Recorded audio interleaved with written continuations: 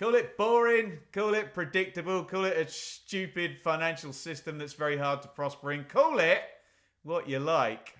But the three teams promoted from the EFL Championship last season to the Premier League are coming straight back down at the first attempt. All confirmed at the weekend, barring some mad 12-goal swing for Luton against Nottingham Forest in the final round. Sheffield United, I mean, we could probably gloss over that. This is not new information that Sheffield United are down. It is new information that all three of the promoted clubs are down. But the Blades went a while back, didn't they? Just really not equipped by their owners in the slightest to have a go at the Premier League.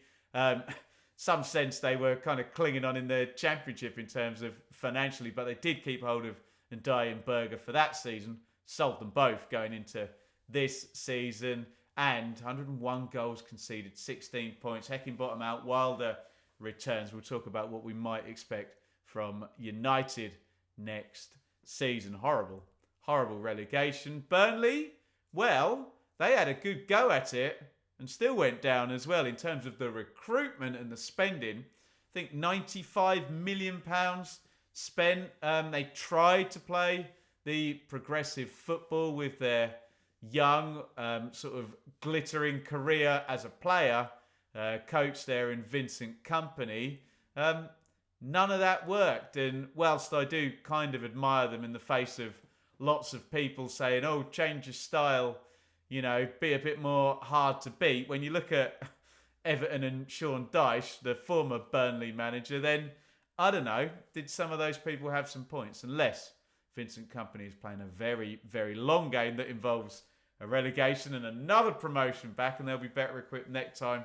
And the fans and higher-ups and staff and everybody at Burnley are happy with that. I'm not sure relegation's ever really in the plan, and it's what's happened to Burnley despite storming the Championship last year and scoring 100 points. They're going to have to try and do that again next season. Luton, kind of the people's champions, weren't they, given their journey up to the Premier League? And I do think it is a relevant point when clubs, fans, managers don't have the stink of previous relegations and struggles. Are a bit more open. They can enjoy the experience of not winning for weeks and months in a row up in the Premier League.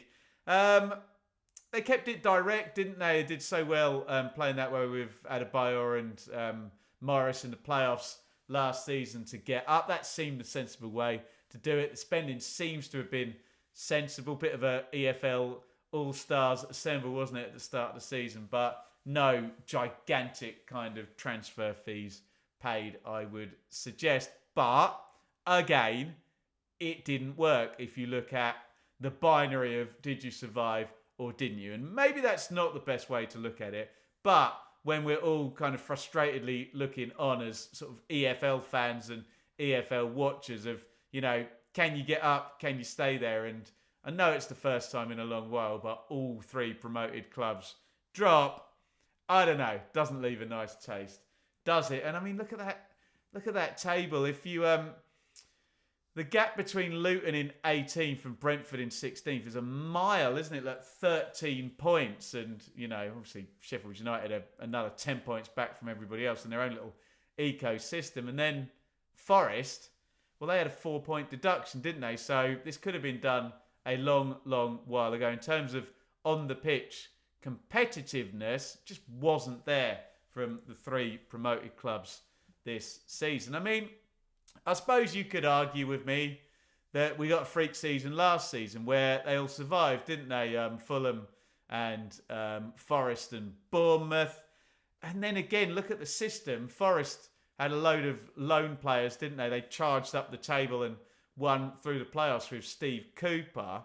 They really went for it in terms of the transfer market. And now look, points deduction the next season and FFP bites if you want to do it that way. Fulham, I mean, have you seen their wage bill when they were in the Championship? I think it was the biggest ever in Championship history to have Mitrovic and Wilson and Muniz they signed, didn't they? And Seri and Carvalho and all of those guys that walked the league for Fulham. So they were kind of already set. There was a bit of a sense. I say well done Bournemouth, I guess, because, they've kept to their principles. But brave managerial hire again. The but is that they have yo-yoed, haven't they? They had the parachute payments for 2 years and did have Solanke and Billing and the like in the Championship and sort of came back with them. So it's just blooming hard, isn't it? All of these cliff edges. I mean, we're talking about the cliff edges in the Premier League at the moment, but we all know that the 3 teams come down and there's a cliff edge below them when they drop into the EFL as well. I mean, we've got this, the elite at the top of the Premier League and the Champions League clubs and the legacy clubs that have never, ever been relegated. Then it does look like you've got just the entire next batch.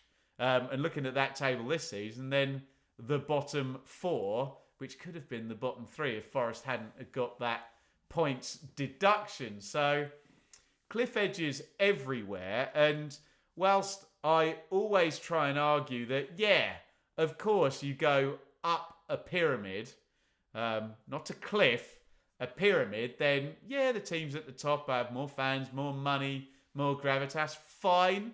More is okay. Pyramids are fine. But when it's Champions League, cliff edge, everybody else, cliff edge, parachute teams, cliff edge, everybody else, cliff edge. Do you know what I mean? It's very hard. And I think I heard Gary Neville say it the other day. You should be able to have a go and spend, and the consequence be sporting disappointment, were his words, not financial cataclysm, and desperation and warping of wage bills and spending and all of that good stuff. So there we go. What will we expect next season then?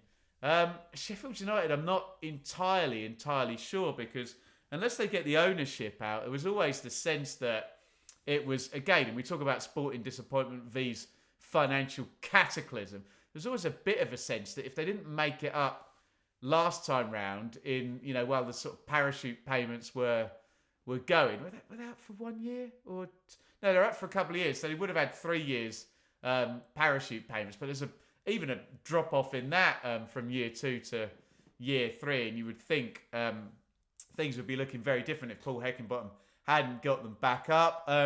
Don't know if Chris Wilder is the same Chris Wilder who shot from League One all the way up to 9th in the Premier League. They'll have better players and more money than everybody, but is there that sense that they can bounce straight back? We'll see. It took 2 years last time, didn't it?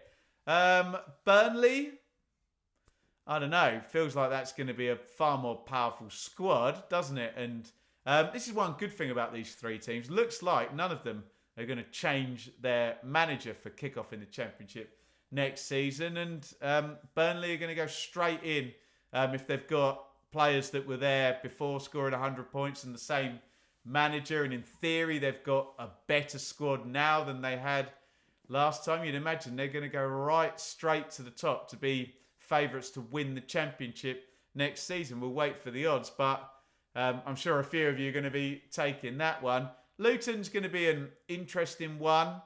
You almost hope, because it is the dream of a lot of clubs in the Championship. I don't know if you're Preston or you're Bristol City, who've been in there for a while in the middle, that just get up for that one season and then all of a sudden you're above that cliff edge. Don't agree with the cliff edges, but where would you rather be? Up here or down here? And Luton will now be, you'd think, streets ahead of a Preston or a Bristol City, who they've kind of overtaken on the way. I could name 20 other clubs, so I'm just saying Preston and Bristol City because they're generally in the middle, kind of doing all right, but never having got into the Premier League. And again, you would expect Luton not necessarily to be a Burnley who you're looking at 90 points straight away, but you'd certainly expect them to be in and around and challenging that top 6 and that top 4 next season. And, on and on we go with this silly system. Leicester have bounced straight back up. Thank God for Ipswich is all I can say, because we could have got 3 up, 3 down, switch around again the next season. We still could get 2 of them. And let's be quite frank about this. Leeds and Southampton now go into their playoff semi-final second legs with 1 home game and the scores level. And if we get a Leeds-Southampton playoff final, we are guaranteed that 2 teams are going to bounce straight back up, and it will just be Ipswich Town, the only one of the 6 who's not going back to the division that they were in last season. We're going to get a minimum of 4 parachute teams next season in the Championship. We could have 5 if neither Leeds or Southampton make it, and that cliff edge will remain in the Championship, won't it? And, you know, some people, you can argue it both ways, can't you? That the fewer parachute teams there are, well, that's better for the chasing pack because, you know, at least there's more chance of them, you know, getting in via the playoffs and having a chance that way. But you can also argue it the other way, that if there's just 3 of them, can they really, 4 it's going to be, can they really dominate in terms of scooping up all the best players? And we might get a situation where, again, if it wasn't for Ipswich, the 3 parachute teams have scored 97, 90 and 87 points. And I'm sure Luton, Burnley and Sheffield United fans would be happy if the 3 relegated teams score those totals again next season. Let me know what you think. I know it gets a bit boring, these conversations about structural things and FFP and cliff edges and, you know, can you compete if you get up, and then, you know, can anybody compete against you when you get back down? And I don't know, it feels worse than it has been for a while, and it's like they've tried to remedy it with FFP, but they haven't fixed the major problem, which is the distribution down the pyramid, which is bloody well not a pyramid, is it? Because we keep talking about cliff edges rather than slopes, which I think we all agree with, that, you know, the teams that are doing the best have more and have the better players. But yeah, the cliff edges and the cataclysm and the binary nature of either success or failure, black or white, does make it a little bit depressing, doesn't it? We're reflecting on 3 promoted teams all being relegated. Let me know your thoughts on the big systemic stuff, and let me know your thoughts on how they're going to do next year. It is the return of Sheffield United, Burnley and Luton.